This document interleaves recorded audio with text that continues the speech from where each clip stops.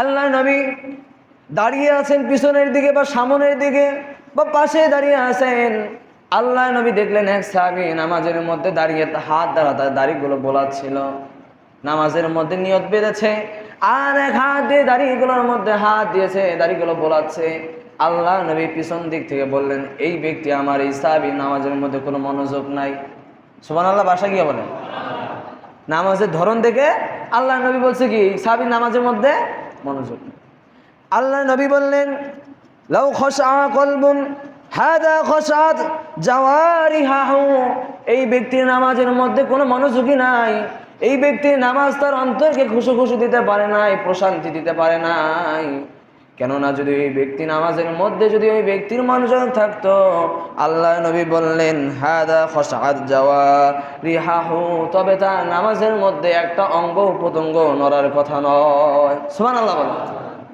যে নামাজের মধ্যে দাঁড়িয়ে যে দাড়ি বোলাচ্ছিল, আল্লাহ নবী বললেন যদি ওই ব্যক্তি নামাজি হতো, নামাজ যদি তাকে পরিপূর্ণ শান্তি দিতে পারতো, পরিপূর্ণ মনোযোগী হতো, তাহলে সে নামাজের মধ্যে তার একটা অঙ্গ প্রত্যঙ্গ নড়তো না। কিন্তু আমরা নামাজের মধ্যে একটা অঙ্গ প্রত্যঙ্গ নড়ে না, পুরো শরীরটাই নড়ে, পুরো শরীর নড়ে। নামাজের মধ্যে দাঁড়াইছি এক জায়গায়, নামাজ পড়তে পড়তে আরো একটাকে সরে গেছি, এমন নামাজি আমরা আছি কি নাই?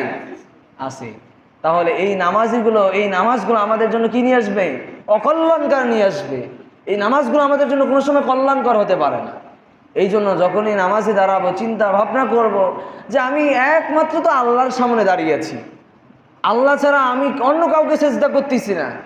আমি তো বলি আপনাদেরকে, প্রায় যারা আর্মিতে চাকরি করে, ডিফেন্সে চাকরি করার জন্য প্রস্তুতি গ্রহণ করে, তারা যেইভাবে দাঁড়ায় আছে সৈনিকরা, আর নড়ে না, মনে হয় মাটির পুতুল দাঁড়ায় আছে, হাতও নড়ে না, পাও নড়ে না, কোনো কিছুই নড়ে না।